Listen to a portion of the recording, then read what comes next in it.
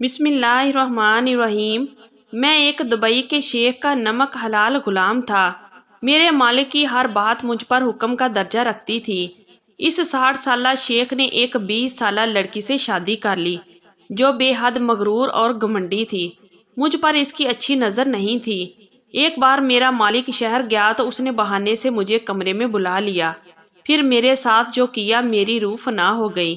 میری قابل رشک صحت، خوبصورت چہرہ اور باروب شخصیت کو دیکھ کر لوگ مجھے دبئی کے شیخ کا گارڈ کم اور بیٹا زیادہ سمجھتے تھے۔ میں اپنے مالک کے وفادار اور قابل بھروسہ ملازمین میں سے ایک تھا۔ شیخ صاحب کی معمولی سی بات بھی میرے لیے حکم کا درجہ رکھتی تھی۔ میرے باپ نے تمام عمر شیخ صاحب کی نمک حلالی کی تھی۔ میرے رگوں میں بھی وہی خون دوڑتا تھا۔ میں نے جب سے ہوش سنبھالا تھا شیخ صاحب کی سرپرستی میں ہی خود کو دیکھا تھا۔ میرے والد ان کے ملازم تھے اور شیخ صاحب کا شمار دبئی کے امیر ترین لوگوں میں ہوتا تھا۔ میں ان کے ملازم کا بیٹا تھا، لیکن انہوں نے مجھے اپنے بیٹے کی طرح ہی پالا تھا۔ میری پیدائش پر میری والدہ انتقال کر گئی تھی۔ میرے والد اس وقت پاکستان آئے تھے۔ میری والدہ کو سپرد خاک کر کے مجھے بھی دبئی لے آئے۔ میں اپنے والد کے ساتھ ہی ان کے کوارٹر میں رہتا تھا۔ شیخ صاحب نے کسی عربی عورت سے عشق کیا تھا، لیکن وہ بے وفا نکلی۔ اس کا غم انہوں نے ایسا دل کو لگایا کہ شادی ہی نہیں کی۔ میں 17 سال کا ہوا تو میرے والد بھی شوگر کے بڑھ جانے کی وجہ سے انتقال کر گئے۔ اس کڑے وقت میں بھی شیخ صاحب نے ہی مجھے سنبھالا تھا، مجھے سینے سے لگایا تھا، میرے آنسوؤں کو پونچھا تھا۔ انہوں نے مجھے تعلیم بھی دلوائی تھی۔ ان کے ہر معاملے کو ان کے کہنے کے مطابق ہی لے کر چلتا تھا۔ میری زبان جی مالک کہتے تھکتی نہ تھی۔ میں ہی ان کا ڈرائیور تھا اور میں ہی ان کا گارڈ تھا۔ وہ جب بھی باہر جاتے میں ان کے ساتھ ہوتا تھا۔ وہ گھر پر ہوتے تو میں ان کی خدمت گزاری میں ان کے سامنے کھڑا رہتا تھا۔ میں نے آج تک کبھی نظریں اٹھا کر ان کے چہرے کی طرف نہیں دیکھا تھا۔ ان کے سامنے میری گردن ہمیشہ ان کے احسان تلے جھکی رہتی تھی۔ ان کی عمر 60 سال کی تھی اور میں 24 سال کا کڑیل جوان۔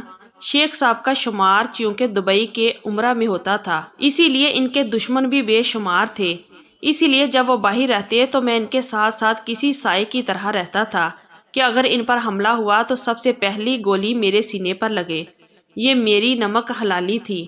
وہ اکثر چند ماہ بعد ہی پاکستان اپنے گاؤں ضرور جاتے تھے، چند دن وہاں گزارتے اور واپس آ جاتے۔ واحد ایک پاکستان تھا جہاں میں ان کے ساتھ نہیں جاتا تھا، لیکن جب وہ یہاں نہیں ہوتے تھے تو یہاں کی ساری بھاگ دوڑ میرے ہاتھ میں ہوتی تھی۔ مالک جتنے دن اپنے گاؤں میں رہتے تھے یہ دن میرے لیے کاٹنے بہت مشکل ہو جاتے تھے، کیونکہ مجھے ان سے بے تحاشا محبت تھی۔ ان کے بغیر میں اداس سا ہو جاتا تھا۔ میں نے اپنے باپ سے زیادہ محبت مالک سے کی تھی۔ اس بار جب مالک گئے تو وہ اکیلے نہیں آئے تھے، جسے وہ اپنے ساتھ لائے تھے اسے دیکھ کر میرے ہوش اڑ گئے تھے۔ گاڑی جب بنگلے میں آ کر رکی تو میں فوراً سے مالک کا سامان نکالنے کے لیے ڈگی کی طرف بڑھا، جب اچانک پچھلی نشست کا دروازہ کھلا تھا۔ ایک 20 سالہ حسین دوشیزہ گاڑی سے باہر نکلی تھی، قیمتی لباس پہنے، زیورات پہنے، کسی شادی بیاہ کے فنکشن کو دیکھ کر آ رہی ہو۔ مجھے لگا کہ مالک کے کسی رشتہ دار کی بیٹی ہے، خدا ترسی میں مالک اسے ساتھ لے آئے ہیں۔ لیکن جب مالک نے اس کا تعارف کروایا تو میں دنگ سا رہ گیا۔ مالک نے کہا کہ اعظم یہ تمہاری مالکن ہے۔ کچھ پال تو میں نافہمی سے کبھی مالک کو دیکھنے لگتا تو کبھی اس کم عمر لڑکی کو جو مالک کی بیوی کم اور بیٹی زیادہ لگتی تھی۔ میں نے اپنی نظریں جھکا لی۔ میرے لیے اول تو یہ بات یقین کرنا ہی مشکل تھی کہ مالک شادی کیسے کر سکتے تھے۔ انہوں نے ساری جوانی ایک عورت کی یاد میں گزار دی تھی، تو پھر اب تو وہ بوڑھے ہو چکے تھے۔ پھر یہ حسین کم عمر لڑکی مان کیسے گئی؟ مالکن میں کوئی کمی تھی نہ کوئی عیب تھا۔ نہ جانے کیوں پہلی بار میرے دل میں مالک کے لیے منفی سوچ نے جنم لیا تھا کہ انہوں نے اپنی خواہش کی خاطر ایک کم عمر لڑکی کی زندگی برباد کر دی۔ میرے دل میں اس لڑکی کے لیے ایک نرم گوشہ سا بن گیا تھا۔ نہ جانے اس بیچاری کی کیا مجبوری تھی، میرا دل اس لڑکی کے لیے دکھی سا ہوا تھا۔ لیکن اگلے ہی روز مجھے اپنی سوچ کی تردید کرنی پڑی جب مالک نے مجھ سے کہا کہ انہوں نے شادی اس لڑکی کے کہنے پر کی ہے۔ وہ لڑکی ان کی محبت میں مبتلا ہو چکی تھی۔ وہ جب بھی اپنے گاؤں کے کھیتوں کی طرف جاتے وہ لڑکی انہیں دیکھتی رہتی تھی، ان کے پاس آ جاتی، ان سے باتیں کرنے لگتی۔ साहब इसे एक छोटी लड़की समझकर बातचीत कर लिया करते थे, लेकिन इस बार जब वो गए तो वो लड़की रोते हुए इनके पास आ गई। कहने लगी कि आप मेरे अब्बा से रिश्ता मांग लें, वरना वो मेरी शादी किसी और से करवा देंगे। मालिक को इसकी बात सुनकर हैरत हुई। इन्होंने कहा कि तुम मुझसे बहुत छोटी हो, तुम्हारा मेरा कोई जोड़ नहीं है। लेकिन वो कहने लगी कि वो मालिक से बहुत मोहब्बत करती है, अगर इन्होंने इस लड़की से शादी ना की तो वो जहर खाकर अपनी जान देगी। मालिक ने ये सोचा कि इन्हें तो इनकी मोहब्बत ना मिल सकी, अगर वो किसी की मोहब्बत बन चुके हैं तो इसे क्यों महरूम रखे। मालिक शादी के बाद बहुत खुश थे। बहुत अरसे के बाद मैंने मालिक को यूं खुश देखा था। फिर जब मियाँ बीवी राजी थे तो ये तो अच्छी बात थी। मेरे मालिक खुश थे। मालकिन इनसे मोहब्बत करती थी। वो मालिक के साथ रोज़ रात को तैयार होकर होटल में खाना खाने चली जाती थी। इन्हें यूं हशाश बशाश देकर मैं मुतमिन सा हो जाता था कि मालिक को इनके सब्र का सिला मिल गया है। लेकिन चंद दिन में ही मुझे यह एहसास हो चुका था कि मेरा ये अंदाज़ा भी मालिक के मामले में गलत साबित हुआ था। वो लड़की हर वक्त नौकरों पर चीखती चिल्लाती नजर आती थी, कीमती लिबास पहनती, सोने की ज्वेलरी पहने रखती, आए दिन शॉपिंग करती और नौकरों से हकारत भरे लहजे से बात करती। मैं समझ गया था कि इस लड़की की नज़र मालिक की दौलत पर थी। चूँकि मैं मालिक का ड्राइवर भी था, इसीलिए वो जहाँ भी जाती मेरे साथ ही जाती थी।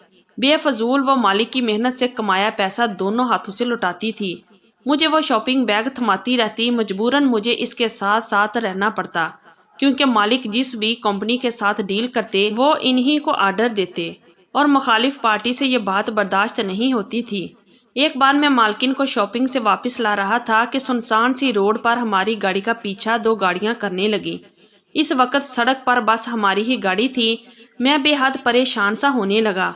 मेरे पास हर वक्त एक पिस्टल मौजूद होती थी, लेकिन इस वक्त मेरे साथ मालकिन थी और मैं नहीं चाहता था कि यहाँ किसी भी किस्म का हंगामा आराई हो। लेकिन इनमें से एक गाड़ी हमारी गाड़ी के आगे आकर रुक गई। मजबूरन मुझे ब्रेक लगानी पड़ी। इससे पहले कि वो मालकिन को कोई नुकसान पहुंचाते, मैंने मालकिन से कहा कि वो सीट के नीचे बैठ जाए और खुद इन पर फायरिंग शुरू कर दी। मेरी बात पर अमल करते हुए गाड़ी के नीचे बैठ गई। इसकी रंगत उड़ी हुई थी। वो हद दर्जा खौफजदा और डरी हुई थी। मुखालिफ नौजवानों ने भी फायरिंग शुरू कर दी। मालकिन खौफ से चीखने चिल्लाने लगी। मैंने गाड़ी स्टार्ट की और बैक करके दूसरी जानिब निकाल ली और साथ साथ अपना हाथ बाहर निकालकर फायर भी करता था। इसी असना में मेरे बाजू पर गोली लग गई। मैं गाड़ी की स्पीड बहुत तेज कर चुका था। मालकिन ने यह सब शायद पहली बार देखा था, इसीलिए ज़ारों की तार हो रही थी और फिर मेरे हाथ से बहते खून को देखकर वो और भी परेशान हो गई। कुछ ही देर में हम रौनक इलाके में आ चुके थे। मैंने गाड़ी सीधी बंगले की जाने बढ़ाई। मुझसे मालकिन कहती रही कि पहले हॉस्पिटल जाकर अपना बाजू दिखा दो, लेकिन मेरे लिए इस वक्त मालकिन को बाहिफाजत घर पहुंचाना ज़्यादा अहम था। गाड़ी बंगले के अंदर पहुंची तो मालिक भी गेट के पास ही मुतफक्कर खड़े थे। मुझ पर हमले की खबर इन तक भी पहुंच चुकी थी। गाड़ी पोर्च में रुकते ही मालकिन जल्दी से गाड़ी से उतरकर मालिक के साथ लाकर रोने लगी। मालिक ने इन्हें बस ज़रा सी ही तसल्ली दी। असल फिक्र इन्हें मेरी थी। फौरन से मेरे पास आए। मेरे हाथ से बहता खून देखकर वो हद दर्जा परेशान हो गए। एक दूसरे ड्राइवर और गार्ड को बुलंद लहजे में पुकारने लगे। कहने लगे, आजम को फौरन अस्पताल लेकर जाओ, मेरे बच्चे को कुछ नहीं होना चाहिए। इनके चेहरे पर मेरे लिए ऐसी ही परेशानी और फिक्र रहती थी। मैं हॉस्पिटल चला गया। गोली मेरे बाजू को छूकर गुजरी थी। जब घर आया तो मालिक को अपने लिए मुंतजिर पाया। वो मुझसे कहने लगे कि तुमने अपनी जान पर खेल कर मेरी बीवी को बचाया है, मैं तुम्हारा एहसान मंद हूँ। मैंने कहा, यह मेरा फ़र्ज़ था। मालिक, आप एहसान का नाम लेकर क्यों मुझे मेरी ही नज़रों से गिरा रहे हैं। मैंने मालिक के हाथ थाम कर मोहब्बत से अपने लबों पर लगाए थे। इन दिनों जो बात मैंने महसूस की वो ये थी कि मालकिन का रवैया मुझसे बदलने लगा था। वो कभी मेरे लिए यखनी बनाकर मुलाजमा के हाथ भेजती, कभी खुद भी मेरे क्वार्टर में आकर मेरी खैरियत पूछती। इनके इस किस्म के रवैये से बाकी मुलाजमीन मुझे शक भरी नज़रों से देखते। मैंने इस बात पर ज़्यादा तवज्जो नहीं दी। मालिक ने इन लोगों पर केस कर दिया जिन्होंने हमला किया था।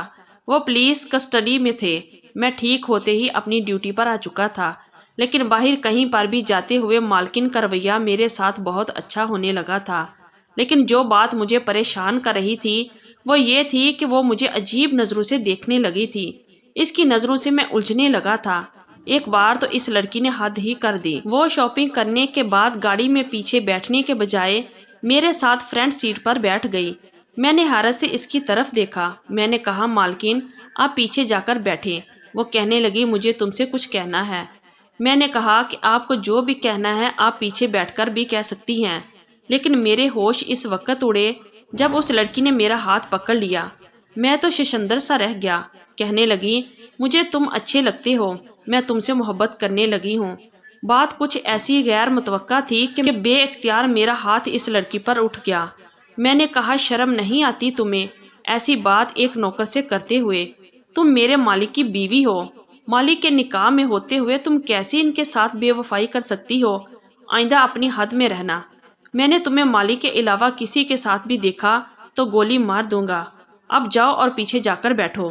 میں اس قدر غصے میں تھا، ضبط کرنا مشکل تھا۔ میرے ہوتے ہوئے میرے مالک کو کوئی دھوکہ دے تو دے کیسے؟ وہ مجھے کینہ دوست نظروں سے دیکھتے ہوئے پچھلی نشست پر جا کر بیٹھ گئی۔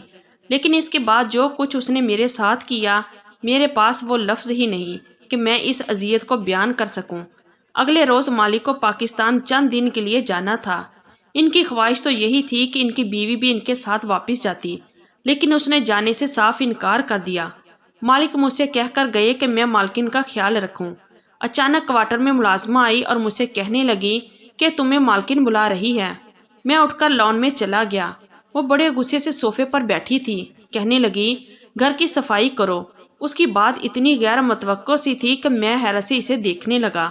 میں ان کا خاص ملازم تھا، بالکل بیٹے کی طرح، اور وہ عورت مجھے ملازمین کے ہوتے ہوئے صفائی کا کہہ رہی تھی۔ میں نے کہا یہ کام میرا نہیں ہے۔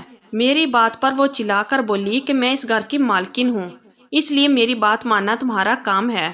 میں اس گمنڈی عورت سے بحث نہیں کرنا چاہتا تھا، اسی لیے گھر کی صفائی کرنے لگا۔ وہ شاید مجھے جھکا کر اپنی انا کی تسکین چاہتی تھی۔ میں نے گھر کی صفائی کر دی، لیکن چونکہ یہ کام میرا نہ تھا، اسی لیے مجھے اس کام میں کافی دقت سی محسوس ہوئی تھی۔ وہ وہیں صوفے پر پتھر بن کر بیٹھی تھی۔ کہنے لگی شیخ صاحب جب تک واپس نہیں آ جاتے تو تم گھر کے اندر گیسٹ روم میں سو گے۔ اس کی یہ بات تو میں کبھی بھی نہیں مان سکتا تھا۔ میں نے صاف انکار کر دیا۔ وہ میرے پاس آ کر اپنے غصے سے سرخ آنکھیں میری آنکھوں میں گاڑ کر نہایت غضبناک لہجے میں بولی۔ کہنے لگی نوکر ہو اسی لیے اپنی اوقات مت بھولو، میری بات کی کوئی مخالفت کرے میں برداشت نہیں کر سکتی۔ پھر اپنے ہاتھ میں پکڑے موبائل سے مالک کو فون کر کے کہنے لگی کہ آپ کو میری کوئی پرواہ نہیں ہے۔ آپ جانتے ہیں اس واقعہ کے بعد مجھے کتنا خوف آتا ہے۔ ایسا لگتا ہے وہ لوگ گھر آ کر مجھ پر حملہ کر دیں گے، اسی لیے اعظم سے کہیں کہ جب تک آپ نہیں آ جاتے وہ گھر کے اندر سویا کرے، تاکہ اگر کوئی چور چکا اندر آ جائے تو وہ مجھے بچا سکے۔ مجھے تو اس نے صاف انکار کر دیا۔ میری بات کی تو اس گھر میں اہمیت ہی نہیں ہے۔ مجھے آپ کے ملازمین آپ کے پیچھے سے ایک غریب کسان کی بیٹی سمجھ کر رویہ اختیار کرتے ہیں، مجھے مالکن کا درجہ نہیں دیتے۔ یہ کہہ کر اس نے فون مجھے تھما دیا۔ میں اس کے دوگلے چہرے کو دیکھ کر حیران ہوا۔ میں نے فون کان پر لگایا تو مالک نے مجھ سے کہا کہ تم گھر کے اندر سو جایا کرو اور سنوبر کی بات بھی نہ ٹالا کرو، وہ کم عمر ہے، نادان ہے، پہلی بار ایسے ٹھاٹھ دیکھے ہیں، اسی لیے اسے روب جمانا پسند ہے۔ میں نے کہا جی مالک جو آپ کا حکم۔ میں نے وہ فون اس لڑکی کی طرف بڑھا دیا۔ موبائل پکڑ کر اس نے اپنے ہاتھ میں پکڑا ٹیشو زمین پر پھینک دیا۔ کہنے لگی اسے اٹھا کر کچرے کی باسکٹ میں ڈالو۔ میں جانتا تھا کہ وہ مجھ سے اپنی اناہت کا بدلہ لینا چاہ رہی ہے۔ میں نے خاموشی سے وہ ٹیشو اٹھایا اور باسکٹ میں ڈال دیا اور لاؤنج سے باہر نکل گیا۔ لیکن یہ بات یہاں تک ختم نہیں ہوتی تھی۔ اس لڑکی نے تو میرا جینا دو بار کر کے رکھ دیا تھا۔ کبھی مجھے کہتی کہ جا کر میرے لیے چائے بنا کر لاؤ، کبھی اپنے کمرے کی صفائی کروانے لگتی، کبھی کہتی کہ سر جھکائے میرے سامنے کھڑے رہو کیونکہ تم حکم کے غلام ہو۔ میں اس لڑکی کی حرکتوں کی وجہ سے پریشان ہو کر رہ گیا تھا، لیکن ضبط سے وہ سب کر رہا تھا جو وہ مجھے کہہ رہی تھی۔ لیکن ایک رات تو اس لڑکی نے حد ہی کر دی تھی۔ میں گیسٹ روم میں سو رہا تھا جب مجھے یہ لگا کہ میرے کمرے میں کوئی داخل ہوا ہے۔ پہلا گمان مجھے کسی چور کا ہوا تھا۔ میری نیند اتنی پکی نہیں تھی کہ میں بے خبر سویا رہتا۔ میں فوراً سے اٹھ کر بیٹھ گیا، لیکن جیسے ہی میں نے لیمپ کھولا سامنے اس لڑکی کو دیکھ کر مجھے حیرت ہوئی۔ وہ اپنے آرام دہ لباس میں ملبوس کھلے بالوں کے ساتھ میرے کمرے میں کس ارادے سے آئی تھی، مجھے سمجھنے میں دیر نہیں لگی تھی۔ میں نے کہا یہاں سے واپس لوٹ جاؤ، سمجھی؟ لیکن وہ میرے پاس آ گئی اور میرے سامنے ہاتھ جوڑ کر رونے لگی، کہنے لگی میرے بس میں نہیں ہے اعظم، میں تم سے محبت کرنے لگی ہوں، مجھے اپنا لو، وہ بڈھا میری خواہش پوری کرنے کے قابل نہیں ہے۔ اس سے پہلے کہ وہ اس کمزور لمحے میں میرے قریب آتی، میں کئی قدم پیچھے ہٹ گیا۔ میں نے کہا نکلو میرے کمرے سے باہر ورنہ میں مالک کو بتا دوں گا۔ میری یہ بات سن کر وہ کمرے سے واپس اپنے کمرے میں چلی گئی۔